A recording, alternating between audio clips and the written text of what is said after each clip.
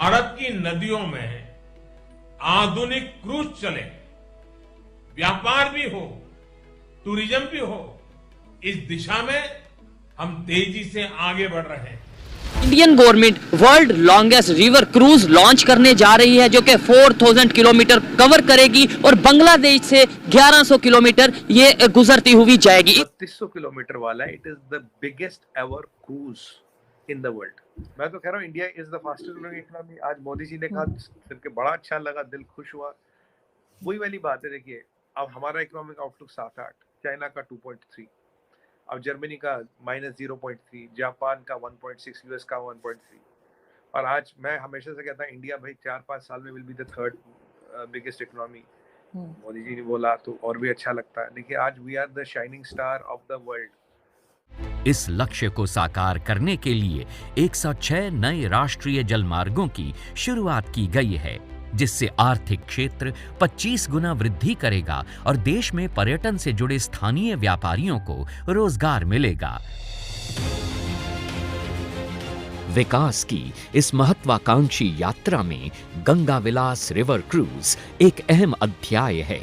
विश्व का सबसे लंबा और अत्याधुनिक luxury river cruise Uttar Pradesh, Bihar, Jharkhand, पश्चिम बंगाल और असम को मित्र देश बांग्लादेश से जोड़ते हुए 51 दिनों में 3200 किलोमीटर की दूरी तय करेगा। It is not about a ship, it is not about a cruise, it's something totally big। मैं आज उस पर्सपेक्टिव पे बात करना चाहता हूँ आपसे। देखिए सबसे पहले जो टूरिज्म है हमारे यहाँ बहुत बड़ी इंडस्ट्री है। आज इंडियन पासपोर्ट की रैंकिंग जो 87 से 85 पे आ गई है।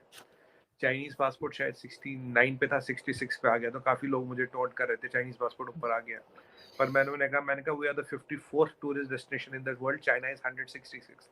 तो यहाँ पे दुनिया चाइना नहीं आती, चाइनीज दुनिया भर में जाते, इसलिए पासपोर्ट की रैंकिंग थोड़ी ऊपर आई है।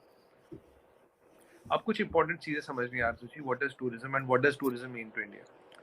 टूरिज्म एक बहुत प्रॉफिटेबल और बहुत ही बेहतरीन इंडस्ट्री होती है, और मैं पर्सनली टूरिज्म का फैन हूँ। दुनिया भर में घूमने के बाद मुझे लगा कि टूरिज्म से एक बहुत ही पावरफुल इंडस्ट्री है, और मेरे को अब ये कहते हुए बहुत खुशी हो रही है कि India has really starting focusing on tourism after Modi ji आए। और अभी टूरिस्ट मिनिस्टर है जी कृष्णा रेड्डी साहब, और शिपिंग मिनिस्टर है सर्बानंद सोनोवाल जी। सोनोवाल जी अगर आपको याद होगा आसाम के सीएम थे, इनको वहां से लाके गया शिपिंग का मिनिस्टर बनाएगा सोनोवाल जी को। तो सीएम से आके कैबिनेट में शिपिंग देने का मतलब है कि इनके सर पे, इनके कंधों पे बहुत बड़ी रेस्पॉन्सिबिलिटी दी गई है, बहुत इंपॉर्टेंट चीज इनके पास है। Now let's look at the bigger picture. बड़ी पिक्चर क्या है?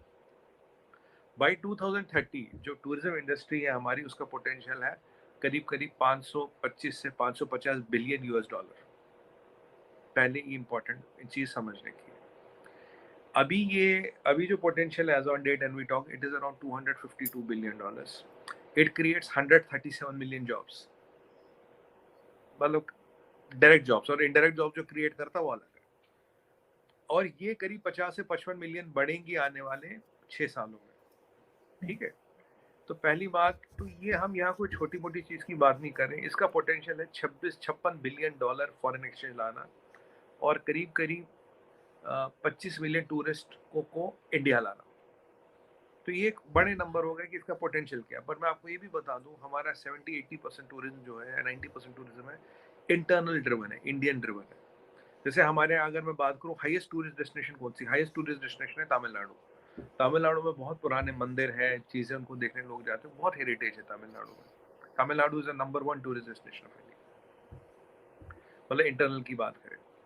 अच्छा, 2-4 चीजें आपको और बता दें कि टूरिज्म में हमारे पास, हम एक ऐसी कंट्री है जिसके पास ऊपर बर्फ भी है, प्लेन भी है, रेगिस्तान भी है, आपको डेक्कन भी मिलेगा, पहाड़ भी मिलेगा, आपको फॉरेस्ट भी मिलेगा, रेन फॉरेस्ट भी मिलेगा, और नीचे समुद्र भी मिलेगा।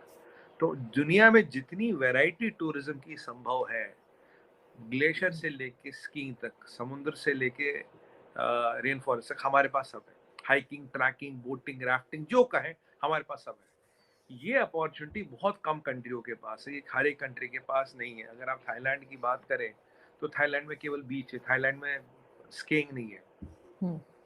थाईलैंड में आपको कश्मीर वाली वादियां नहीं दिखेंगी, आपको थाईलैंड में बीच दिखेगा, मतलब मोस्टली।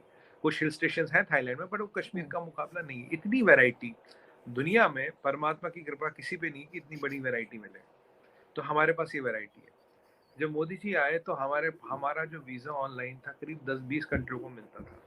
सबसे पहले एक इनिशिएटिव उठाया गया, आज के डेट में 156 कंट्रियों को ऑन अराइवल टूरिस्ट वीज़ा मिलता है। They can apply online tourist visa, on arrival मिलता है। एक बहुत बड़ी चीज़ है 156 कंट्रियों को देना। उसके अलावा जो हमारे पास टूरिस्ट आता है करीब 100 से ज़्यादा कंट्रियों से आता है। सबसे ज़्यादा आने वाले हैं, आप हैरानी की बात है, यूनाइटेड स्टेट्स और चाइना। चाइना कभी नंबर 1 कभी नंबर 2 जाता है, हम चाइना नहीं जाते, चाइनीज यहाँ आते हैं। ये भी एक अच्छी बात है। फ्रांस, जर्मनी, हर इजरायली यहाँ आता है। रशिया से करीब करीब 3 लाख लोग हर साल यहाँ आते हैं। हर इजरायली नॉर्मल और सिपाही इंडिया आएगा ही आएगा। और अभी हम टूरिस्ट डेस्टिनेशंस की बात करें, इंटरनेशनल टूरिस्ट डेस्टिनेशंस की बात करें तो नंबर 1 होती थी गोवा, इसमें करीब 3.5 करोड़ टूरिस्ट आते थे।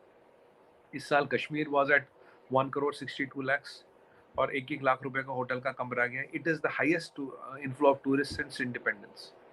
और आपको पता नंबर 1 टूरिस्ट डेस्टिनेशन कौन सी है आज की डेट में? नंबर 1 है काशी विश्वनाथ। जब से महाकाल का कॉरिडोर बना, it has become the number 1 tourist destination with 10 crore tourist, 10 crore tourist. और आज भी आप सोचिए, एक टूरिस्ट 1000 या 2000 रुपए खर्चता है, तो मतलब करिए 10 करोड़ इंटू 2000, कितने हजार करोड़, कितने बिलियंस ऑफ डॉलर्स की बात हो रही है यहाँ पे। जब कॉरिडोर पे 934 करोड़ लगे थे तो काफी हमारे लोगों ने पूछा था और अपोजिशन पार्टियों ने, ये पैसा कहाँ से आएगा, गवर्नमेंट का पैसा क्यों लगा रहे? मैंने बोला था 2 महीने में वापस आएगा सारा। 2 महीने में, 1.5 महीने में वापस आ गया। और जहाँ वो बुनकर है, जो वहाँ ट्रेड है, उनका बिजनेस जो है वो करीब 4 से 5 गुना बढ़ा है। एयरपोर्ट बन रहा है, ये बन रहा है। और अभी तो अयोध्या आएगी। Ayodhya will be, I can tell you, मतलब जितनी मैंने कैलकुलेशन, जितना मैंने अयोध्या का मास्टर प्लान देखा है अयोध्या जी का, it will be the one of the busiest tourist destinations in the world. ये इंडिया को वर्ल्ड मैप पे लाएगी। वैसे भी Ayodhya is going to be the 3rd pole in geopolitics. पहला पोल आपका मक्का हो गया, will be the number 1 visit tourist destination. तो ये टूरिज्म हमारे एक बहुत सीरियस इंडस्ट्री है और हमारा ऑब्जेक्टिव है कि इसको हमें करीब करीब $1 ट्रिलियन ले जाना है आने वाले 10 सालों में, 15 सालों में। और हम आने वाले टाइम में डोमेस्टिक को अलग देखेंगे और इंटरनेशनल को अलग देखेंगे। अगर आप यहाँ देखें, मोदी जी ने एक बड़ा अच्छा इनिशिएटिव लिया था। उन्होंने बोला कि भाई हर जो इंडियन बाहर रहता है, एक बार मैंने एक टीवी पे डिबेट था तो उससे ये हुआ कि आप अपने, देखिए हमारे पास वर्ल्ड की, we have the oldest city of the world with a documented history of 3500 साल. That is Varanasi. Varanasi is the oldest history in the world, city in the world with a written history of 3500 years. इतनी written history किसी की नहीं है. ये scientifically proven है.